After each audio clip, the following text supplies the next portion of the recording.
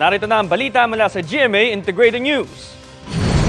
Matapos ang halos 3 araw, nasagip ang isang batang babae na kabilang sa mga natabunan ng gumuhong lupa sa Barangay Masara sa Maco, Davao de Oro. Kaninang umaga, nailigtas ang bata.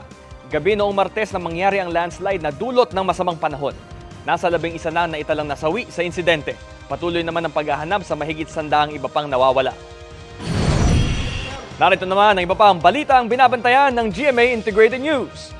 Ilang kalsada sa ilang lungsod sa Metro Manila sarado para sa pagdiriwang ng Chinese New Year. Mga magbabakasyon ngayong long holiday weekend dagsa sa PITX.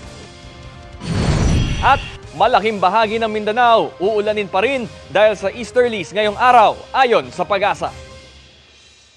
Para sa mas malaking misyon at mas malawak na paglilingkod sa bayan, ako po si Bam Alegre ng GMA Integrated News, ang News Authority ng Pilipino.